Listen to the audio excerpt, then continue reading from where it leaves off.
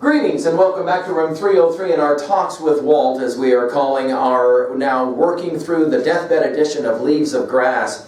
We are now in Song of Myself, passage number 25. We're at the conclusion of a section of poems from 20 to 25 that we call the poet's mystical experience of self, beginning from that awakening period through purification and acceptance of the physical body, and we heard a whole lot of that in passage 24. There are readers of Song of Myself who finish passage 24 and say, where else is this poet going to go to try to offend, to shock, to impress, however you want to think about it. Now, just to remind, we said that a whole lot of reading Song of Myself is linked to that passage 4 line, both in and out of the game, and watching and wondering at it, I witness and wait.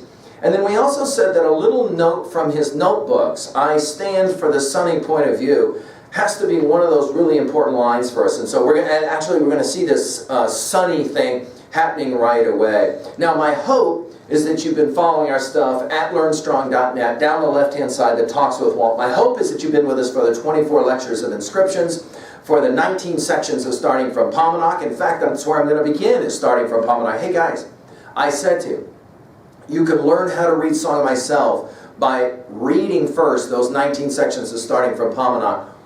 I'm going to prove to you the way in which that's very true. And then I hope that you've been with us for Song of Myself from the intro lecture all the way through passage 24 that we just finished. To consider it this way as well, as we said. Once you finish with passage 25, you are halfway then through the 52 sections of Song of Myself. So congratulations that you've made it this far. Now, here in this final 25 section, we're going to hear about this comprehensive range of the poet's powers, as some scholars have called it. What makes a poet-artist so incredible? Now, I'm going to argue that Walt Whitman knew that he was trying to invent a new religion. We might even say a new gospel or a new creed, a new view. I'm just going to prove to you from our reading of Leaves of Grass thus far how that's the case. Hey, do you remember this set of lines from starting from Paumanok, section 7, starting from Paumanok, section 7. I am the credulous man of qualities, ages, races, I advance from the people in their own spirit. Here is what sings unrestricted faith. Omnes, as we said, that Latin plural for all, the all. Let others ignore what they may, I make the poem of evil also, I commemorate that part also, I am myself just as much evil as good, and my nation is, and I say there is in fact no evil, or if there is, I say it is just as important to you, to the land, or to me, as to anything else. I, too, following many and followed by many, inaugurate a religion. I descend into the arena. It may be I'm destined to utter the loudest cries there, the winner's pealing shouts. Who knows? They may rise from me yet and soar above everything. And then that's section 7. 3 sections later in 10, you remember this. Know you solely to drop in the earth the germs of a greater religion. The following chants each for its own kind I sing. My comrade, for you are to share with me 2 greatnesses, and the third one rising, inclusive, and more resplendent. The greatness of love and democracy, and the greatness of religion. So, as we turn now to our study of passage 25, I want those lines to resonate in your mind, and I want there to be a sort of kind of echoing quality as we play that game. Passage 25. Dazzling and tremendous, how quick the sunrise would kill me, if I could not now and always send sunrise out of me. We also ascend dazzling and tremendous as the sun. We found our own, O my soul, in the calm and cool of the daybreak. My voice goes after what my eyes cannot reach. With the twirl of my tongue I encompass worlds and volumes of worlds. Speech is the twin of my vision. It's unequal to measure itself. It provokes me forever. It says sarcastically, Walt, you contain enough. Why don't you let it out then? Come now. I will not be tantalized. You conceive too much of articulation. Do you not know, O speech, how the buds beneath you are folded? Waiting in gloom, protected by frost, the dirt receding before my prophetical screams, I underlying causes to balance them at last. My knowledge, my life parts, it keeping tally with the meaning of all things, Happiness, which whoever hears me, let him or her set out in search of this day. My final merit, I refuse you. I refuse putting from me what I really am. Encompass worlds, but never try to encompass me. I crowd your sleekest and best by simply looking toward you. Writing and talk do not prove me. I carry the plenum of proof and everything else in my face with the hush of my lips. I wholly confound the skeptic. Now let's turn to this set of lines. Let's take some notes. And let's try and figure out exactly what it is that Whitman is arguing that the poet-artist really must do. And he begins with the sun. And the sunrise. Notice, we start with the word dazzling. Now we're going to hear this word dazzling in passage 46, so I want you to put that in your notes at 3a, because we're going to come back to it later on in passage number 46. We're going to come back to the dazzling of the light. Okay? Dazzling and tremendous, how quick the sunrise would kill me. Now, just to remind, remember, I stand for the sunny point of view. Here we're with sunrise. We cannot help but think of Thoreau's passage from Walden. We must learn to reawaken and keep ourselves awake, not by mechanical aids, but by an infinite expectation of the dawn. That passage will obviously resonate here for us with this. That is to say, notice how the sunrise is remarkable. He says, dazzling and tremendous, how quick the sunrise would kill me if I could not now and always send sunrise out of me. Again, notice this whole thing of kill me. Remember our little passage from Wordsworth's My Heart Leaps Up when I behold a rainbow in the sky? Notice it's a rainbow, not sunrise. So was it when my life began, so is it now I am a man, so be it when I shall grow old. Or what did he say? Let me die. Notice this kind of extreme language as well of killing me, right? This kind of ability to awaken a certain kind of, whoa, what did you just say? Notice he says, I can now and always, a formulation that he loves in Leaves of Grass, by the way, I can now and always, he says, send sunrise out of me. Well, let's go ahead and put it in our notes. He loves to imagine sun and sunrise, and the effects of sun is energy. In other words, I can send energy out of me. The power of Leaves of Grass is that somehow Whitman was able to capture a certain kind of energy. Can we call it American energy to begin with? And then, of course, world energy. And he's able to kind of send that out. Now, those exclamation points we've seen so often in Leaves of Grass will help to convey that idea. But certainly the language as well will play that. Notice two we's in the next two lines.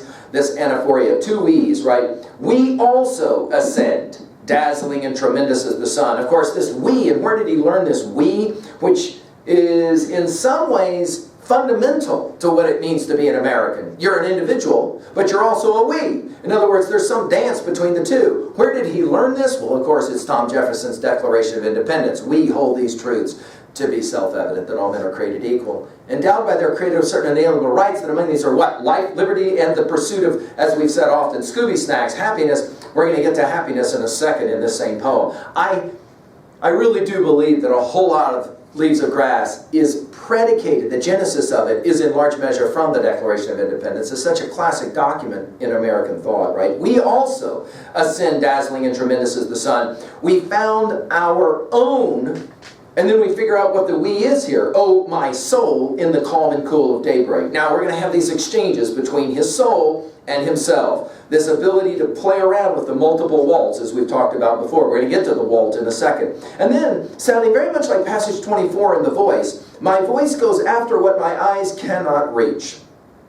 The metaphysical, of course, is the way we talk about it from our Eidolons lecture, from earlier in Leaves of Grass, from our Plato's Republic lectures. That is to say, there's two of you. There's your body, there's your soul. Can you touch your soul? Well, no. But it's that he longs for. It's the metaphysical. It's that which is beyond. So he says, it's translinguistic. He says, my voice is trying to figure out how to say what I can't see with my eyes, right? With the twirl of my tongue, it's a funny kind of play with language. I encompass, it'll be a key word for us in Leaves of Grass, worlds and volumes of worlds. The artist has the ability to reach out and kind of grab whole bunches of stuff in the world and somehow put it together in this beautiful, brilliant way. He says, speech is the twin of my vision. In other words, speech and seeing somehow go together as a poet. It's unequal to measure itself. It provokes me forever. Now this word provokes is central. It's back to that urging kind of concept, right? It says, that is to say, the speech says, sarcastically is a key word here, right? If you have your own copy of Leaves of Grass, you want to point out that now all of a sudden, and it happens very rarely in Leaves of Grass, we now get italicized. Notice it's italicized in the deathbed edition. By the way, in the 1855 edition, when he published this poem for the first time, it wasn't italicized. Now he's going to italicize it, and it's going to take us back to passage 24, the opening lines of Walt Whitman. Walt, notice just the first line, just the first name, not Whitman. Walt, you contain enough. By the way, the 55 wasn't contain, it was understand. You contain enough. Why don't you let it out then? All right? Now, this conversation with himself and with his soul will also happen in passage 46. I just want to go to passage 46 for just a second because it's fascinating the way that that game gets played in italicized again. I said to my spirit, when we become the enfolders of those orbs and the pleasure and knowledge of everything in them shall we be fulfilled and satisfied then. And my spirit said, notice again italicized, no we but live, level that live to pass and continue beyond. We'll obviously talk about these lines in more detail later, but it is fascinating that when we have this exchange between he and his soul, I mean, it's a fascinating thing to ask. If you have a conversation with yourself right now, so who's doing the talking? Well, I am. Well, then who's doing the listening? Well, I guess I am. How can you do both? The eyeball can't see itself. Who's doing the talking? Who's doing the listening? Now, this is one of those ancient philosophic conundrums that, of course, guys like Descartes are going to play around with. Whitman will play around with it from the poetic perspective, which is quite remarkable. Notice he says here, almost sarcastically, haven't you done enough? Haven't you tried to contain enough? Come now. I told you so, the word come. First word in Leaves of Grass in the epigraph, and over again it comes up, no pun intended. Come now, I will not be tantalized. You conceive too much of articulation. In other words, you give too much room to the idea of speaking. There are some things which cannot be explained. Explain true love. Explain the feeling that you have, for example, when you're playing a video game and you finally accomplish a certain level. It is adulation, it is accomplishment. Put that in words. I mean, good doesn't work. Yay, hurrah, doesn't seem to work. A word that we saw in our previous section, right? Hurrah. Come now, I will not be tantalized. You conceive too much of articulation. Do you not know, we're back to epistemology, right? Do you not know, O speech, how the buds... Think about Leaves of Grass as the title of our poems, right? How the buds beneath you are folded? Notice the rhetorical question. Explain the bizarrety that Ruthie's tree out there in the middle of December has nothing on the branches, and now all of a sudden there's stuff on the branches because I'm giving the lecture in now the month of June. It's an amazing thing. It's a mystery that defies any kind of explanation with speech. This is his point. He says, waiting in gloom, protected by frost, that is to say the stuff under the ground in the middle of winter. The dirt, we're going to get to passage 52 in the dirt under my boots at the end of this poem, Song of Myself. The dirt receding from my prophetical screams. Now some have seen this term prophetical screams as a foundational term in reading Leaves of Grass, especially Song of Myself. Think of Tiresias, think of Isaiah, think of the great prophet Jeremiah and his classic Lamentations. In other words, the scream of the prophet. And to that degree, Whitman wants to be the American prophet, no question. Underlying causes to balance them at last. Everything for Whitman is about harmony. It's about balance. It's about trying to get somehow a meaning between the two extremes. My knowledge, my life parts, we obviously have heard about his body parts already, right? It keeping tally, it's an interesting term. It can mean record keeping. It can also, of course, have sexual rendering in the slang, especially of 1855, with the meaning of all. We think about the omnis of starting from Palmini, passage 7, of all things. And then there's your Scooby Snacks. Look at it. Happiness. And then, it's an amazing thing that the classic American foundational document that mentions happiness twice. Right? I mean, it's an amazing thing. Happiness... And then in parenthetics, although not in the 1855 with the parenthetics, which whoever hears me, let him or her set out in search of this day. There it is. There's the foundation. This is what Leaves of Grass is all about. Scooby Snacks, an attempt to find happiness. In other words, it is a search. And as we learn in our study of Homer's Odyssey, it isn't the destination. It's the quest to get to the destination that in the end is most important. Happiness is a fascinating concept. When a child is swinging at the park, the child doesn't say, I am happy, I am happy. Why? Because the child is happy. The moment that we start qualifying happiness with language, somehow we've stepped one at least a degree away from it. Go back to our study of Shelley's To a Skylark to play that game, right? My final merit, he says, I refuse you. I refuse putting from me what I really am. The 55 edition said the best I am. In other words, I'm not gonna be able to share everything that I am. Encompass worlds, but never try to encompass me. It's a compelling line. It's an iconoclastic line. You'll never completely understand who and what I am. I crowd your sleekest and best by simply looking toward you. It's an interesting verb, I crowd, okay? And we're going to come back to this idea later in Song of Myself. To that degree, we're asking about what it is that you see when you look at me. And he says, you're never going to be able to figure it all out. In other words, the poet-artist is really complicated.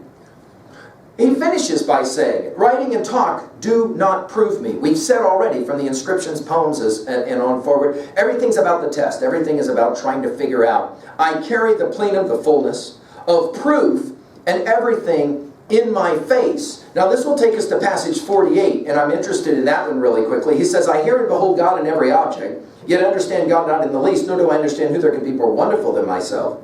Why should I wish to see God better than this day? I see something of God each hour of the 24, and each moment then in the faces of men and women I see God, and in my own face in the glass. He's playing around with this idea of face. With the hush of my lips, I wholly confound the skeptic.